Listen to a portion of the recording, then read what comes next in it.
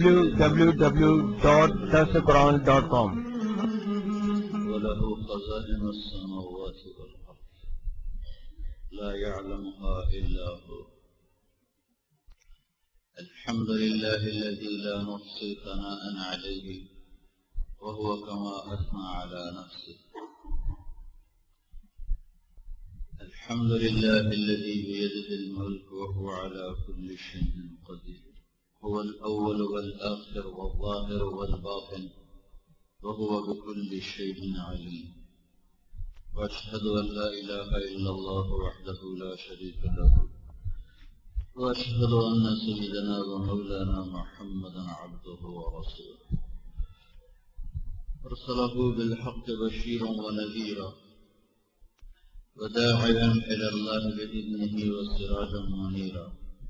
صلى الله تعالى عليه وعلى آله وعلى أصحابه وبارك وسلم تسليما كثيرا كثيرا. أما بعد، فأعوذ بالله من الشيطان الرجيم. بسم الله الرحمن الرحيم.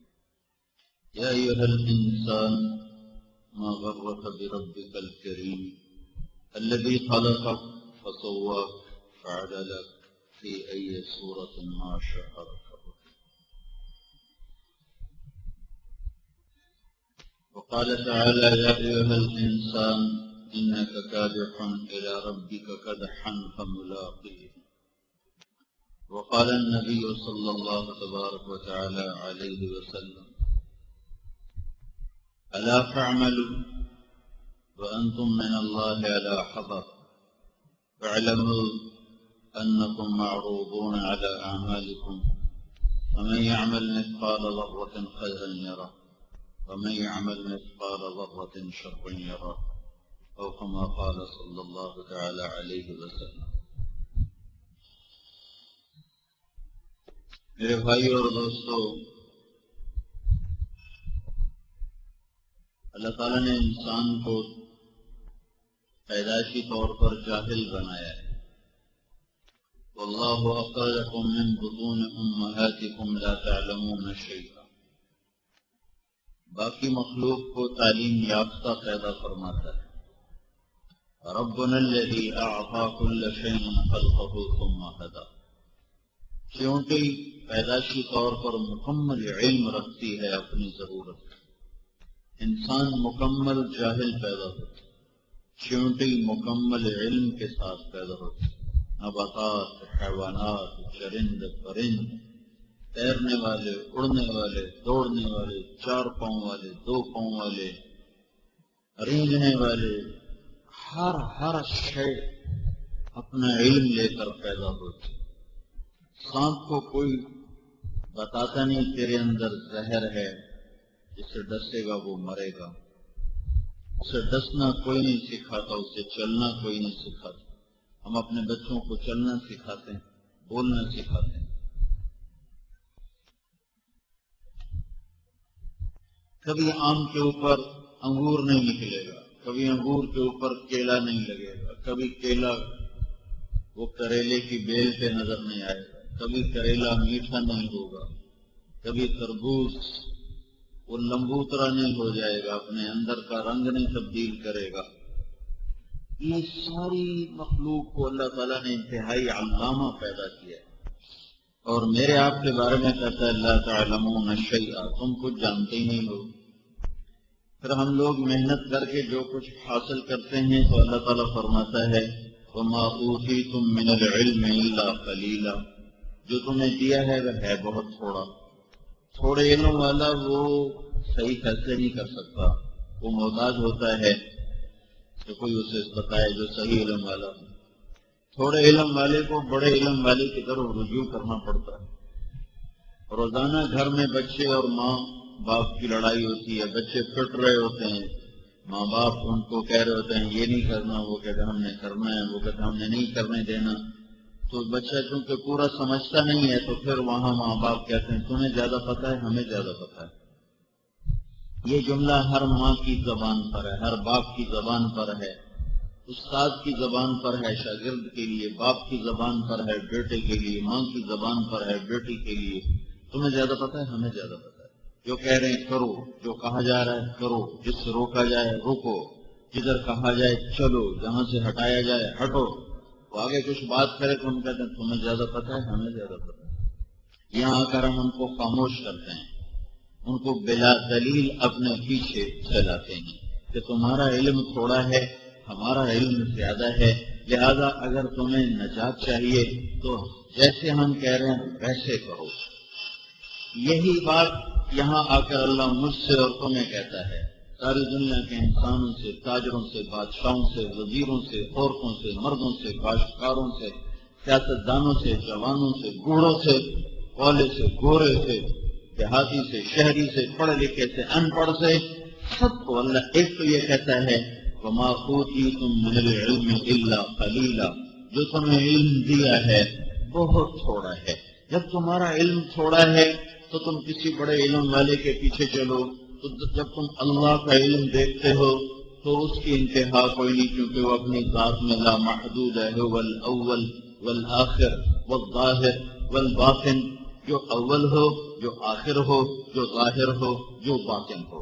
یہ چار چیزیں صرف اللہ میں ہیں، نہ کسی رسول میں ہیں، نہ کسی فرشتے میں ہیں، نہ کسی پیغمبر میں ہیں، نہ کسی انسان میں ہیں، نہ کسی جن میں ہیں۔ کسی بھی جس پر لفظ مخلوق آتا ہے وہ اول آخر ظاہر باطن نہیں، یہ صرف اللہ ہے۔ اس اول آخر ظاہر باطن کو اللہ کے نبی نے کھولا، اللہم انت الاول، یا اللہ تو اول، کیا مطلب اس کا؟ فلیس قبلک شیء، تو ابتدا کے بغیر اول ہے، تجھ سے پہلے ہے ہی کچھ نہیں۔ وانت الآخر، تو آخر، کیا مطلب اس کا؟ فلیس بعدک شیء، تیری انتہا کوئی نہیں۔ ہر آخر کی انتہا، ہر اول کی ابتدا، پر اللہ وہ اللہ ہے جو اول ہے پر ابتدا کوئی نہیں، اور آخر ہے اور انتہا کوئی نہیں، اور اس کے بعد کچھ نہیں، اس سے پہلے کچھ نہیں۔ وانت الظاہر فلیس فوقک شیء، تو سب سے بلند ہے، تجھ سے بالا اور بلند کوئی نہیں۔ وانت الباطن، اور تو پوشیدہ ہے، فلیس دونک شیء، تجھ سے چھپا ہوا کچھ نہیں۔ وہ ایٹم کا ذرہ جو 1 سینٹی میٹر کا 10 کروڑواں حصہ بنتا ہے، اللہ کی نظر سے وہ بھی پوشیدہ نہیں ہے، اور اس سے بھی ادنا درجے کے مخلوق وہ بھی اللہ کی نظر سے پوشیدہ نہیں ہے۔ جس ذات میں یہ چار باتیں ہوں، وہ اول ہو، وہ آخر ہو، وہ ظاہر ہو، وہ باطن ہو، اور یہ چار باتیں اللہ کے سوا کسی میں ہیں نہیں، کسی میں نہیں۔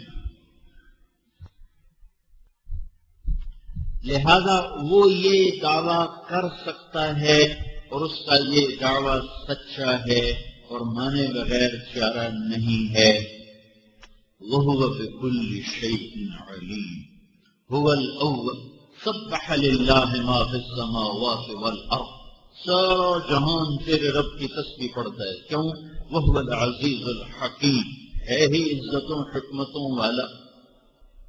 لَهُ مُلْكُ السَّمَاوَاتِ وَالْأَرْضِ يُحْيِي وَيُمِيتُ وَهُوَ عَلَى كُلِّ شَيْءٍ قَدِيرٌ، زمین آسمان کا بادشاہ بھی اکیلا ہے، زندگی موت کے مالک ہونے میں بھی اکیلا ہے، اپنے قادر ہونے میں بھی اکیلا ہے۔